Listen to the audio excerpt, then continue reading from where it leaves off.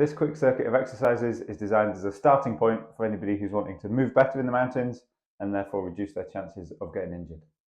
We're going to start off with some simple ankle circles. So nice seated position, raise up your leg, and we're going to just circle from the ankle joint. We want to keep everything else nice and stationary, so all the work is happening at the ankle. And we want to go nice and slowly and actively fight for full range of motion through the full 360 degrees. Doing this is going to force the muscles to do some work and build some strength through that end range. Go for as full a range of motion as you can without causing any pain. If there's a bit of pain or discomfort in any part of the circle, just ease back through that section.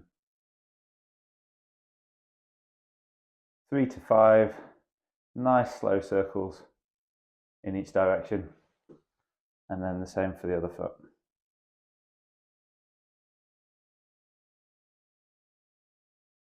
Keep it nice and slow so that you have to actively do some work through the whole exercise.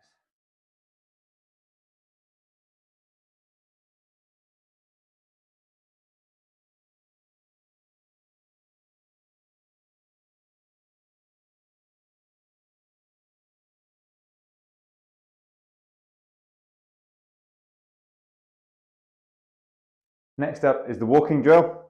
So we're going to find a space where 5 or 10 meters we can just walk. Firstly, right up on our tiptoes. Next, with our walking on our heels, so pulling our toes as tight towards our shins as we can to work those muscles at the front of the shin. Next, on the outside edges of our feet. Best to do this without shoes on if you can. Next, we're going to add some more dynamic movements. So start off nice and small with this and build it up over time. We're going to start by just jumping around a square.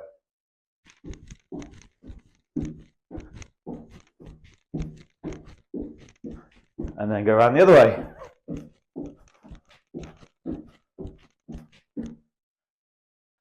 Over time, you might be able to make that quicker, and then you can build up to doing it onto one leg once you feel comfortable.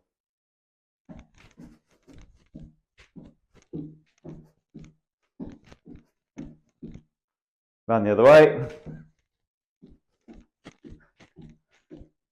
And then obviously the same with the other leg. You might find you've got one leg that you feel a bit more confident with than the other. Next, we've got some calf raises. It's good to do calf raises so you're raised up off the ground, so that as well as reaching upwards, you can also go down below the horizontal as well. So just on your step is a good place to do it. Hold on to the banisters for balance, and then a nice full extension up, and slowly down as far as you can. 10, 15 reps, but keep them really nice and slow and controlled.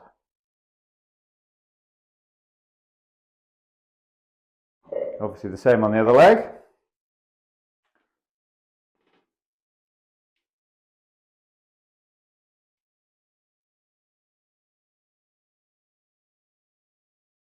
It's also good to do a set of calf raises with a bit of a bend in your knee. That will focus the work onto your lower soleus muscle, and you'll feel it in your Achilles a little bit more.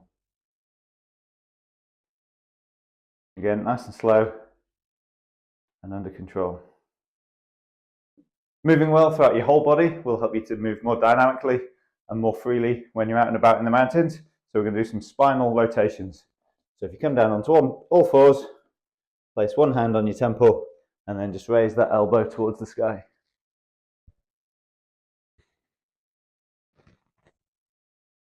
Okay, nice rotation through your upper back.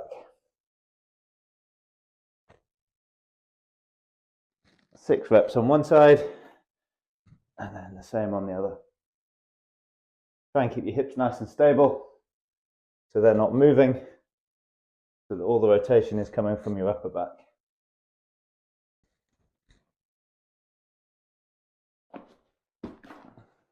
Squats are a great exercise for building overall lower body strength and mobility. To start off, keep it really nice and simple. Start with your feet nice and shoulder width apart. Send your bum backwards to start with, as if you're just sitting down onto a chair, and then drive back up again.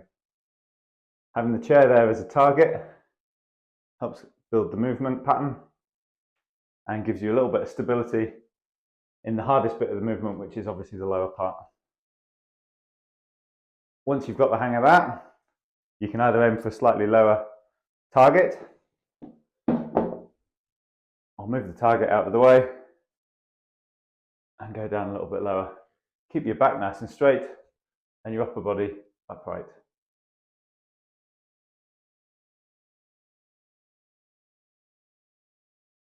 Some people struggle with this exercise because they don't have great range of motion in their ankles, in which case, if you raise your ankles, raise your feet slightly up, raise your heels up, you might find that you can do a much nicer deep squat. The squat's an easy exercise to add some weight to for some extra challenge. Doesn't matter what you're holding. Add a bit of extra load once you feel you're ready for it. The single leg floor touch is a great exercise for building hamstring strength, but it's also really good for our balance. So standing on one leg, reaching forwards, can you go down to touch the floor and stand back up again nicely in balance. Keep it nice and slow and controlled at all times, and you'll feel that work happening in your hamstring. If you can't do that without falling over, bring the floor up to you slightly and give yourself a target that you can comfortably get to.